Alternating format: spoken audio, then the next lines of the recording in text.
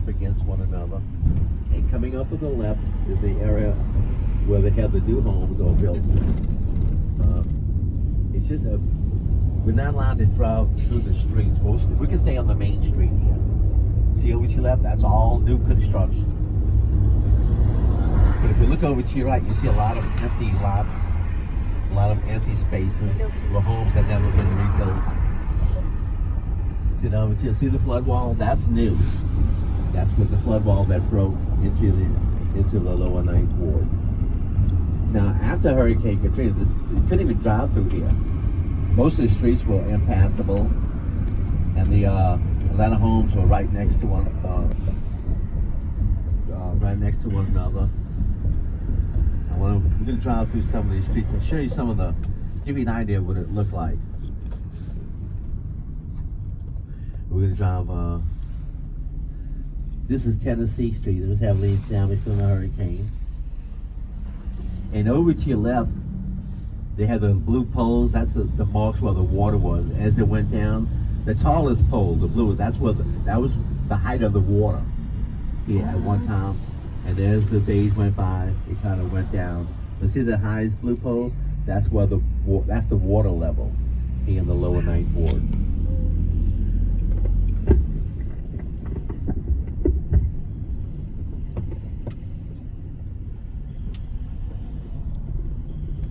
How the homes are still boarded up. See here on the right, you can see the markings on some of the houses from the National Guard. Now you got to remember, this is 13 and a half years ago. You can just imagine what this place looked like at first. And the streets were all torn up because of the salt water that stayed in this city for so long. That they just built that little house there where one of the homes were before.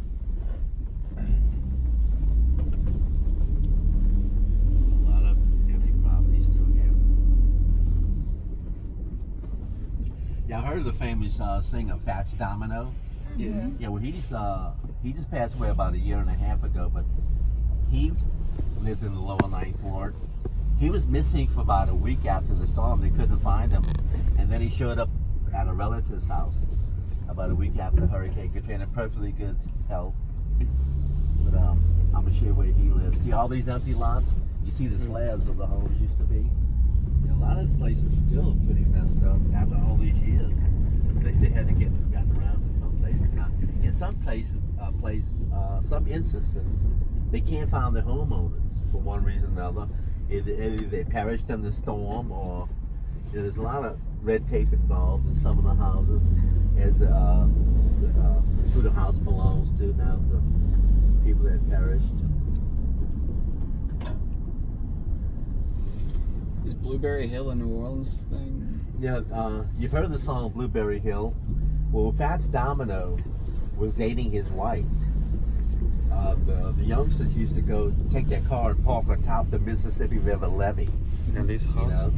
And him and his girlfriend, later to be his wife, had their own little spot on the levee where they would park. And right below where they would park, there were blueberry bushes. He called that his own Blueberry Hill.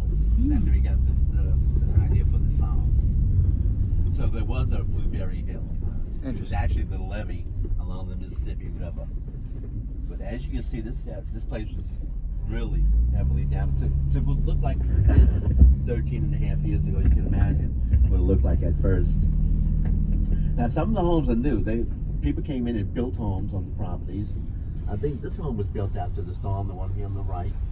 The rest of them, all these were here. Now, the National Guard was inspecting the houses, and the SPCA was going from house to house searching for animals. They saved a lot of animals the days following Hurricane Katrina. They were transported all over a lot of the animals were adopted by people from all over.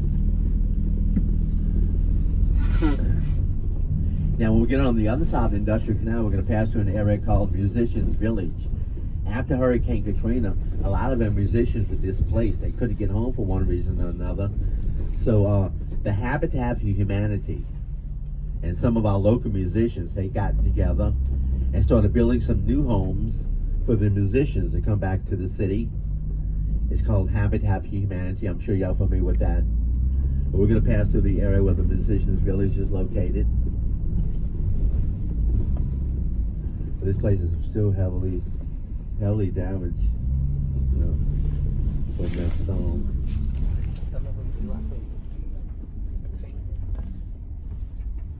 Yeah, there was a high school here, Holy Cross High School for Catholic boys that was destroyed in the lower Ninth Ward, and it was rebuilt in another area of the city that we're going to pass through later on. But most of these residents are still going, as you can see. And we're going to I'm going to show you where Fats Domino's house is. You remember taking the same tour? Y'all came in a big bus? It was a little bit bigger than this the first time we did it. And then last year we did it on a real big bus and we didn't come into Lower Ninth Ward at all. Okay.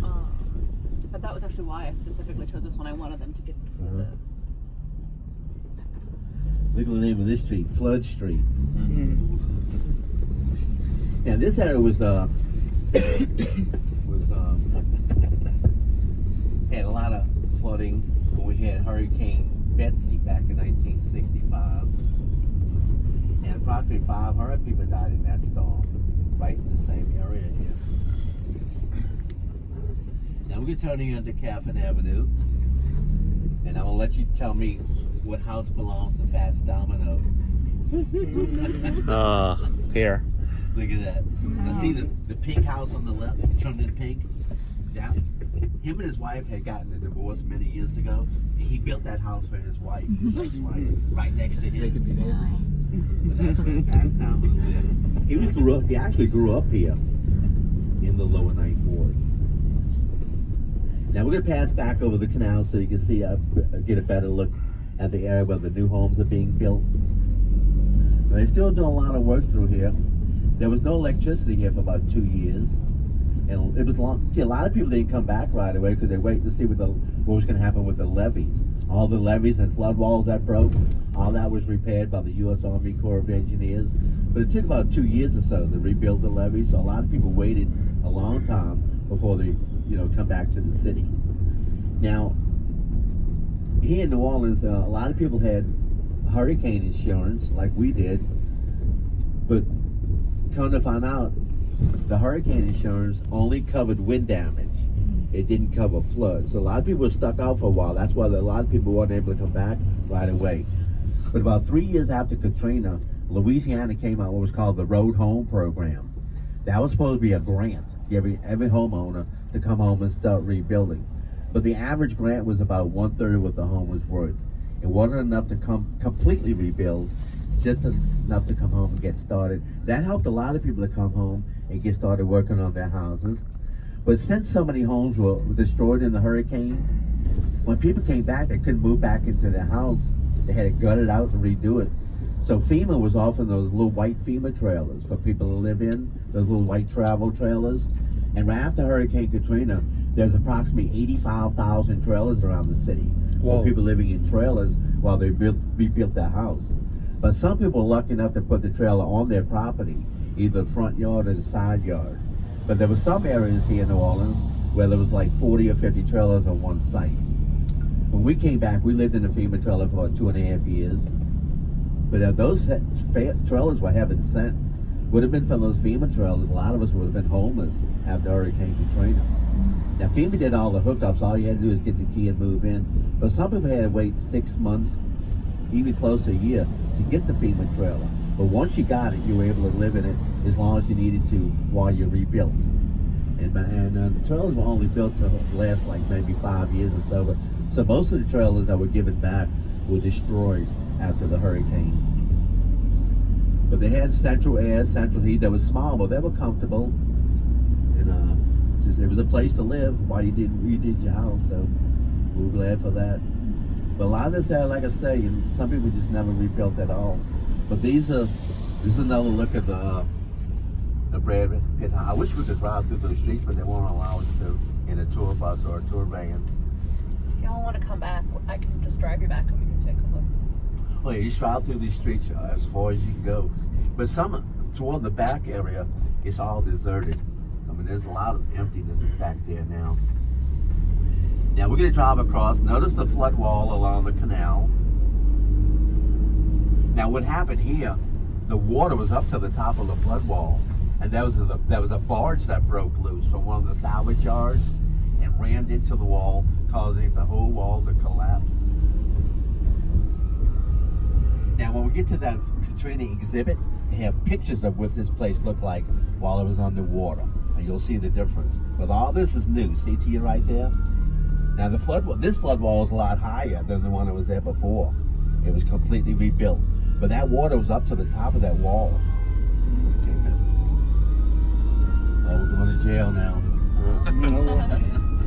That's an ambulance coming up.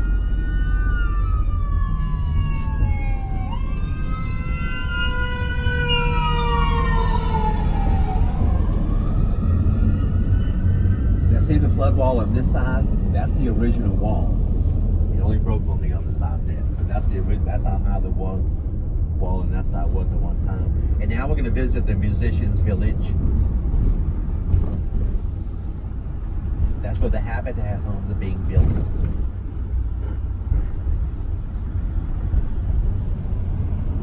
And most of them are occupied by musicians that were able to come back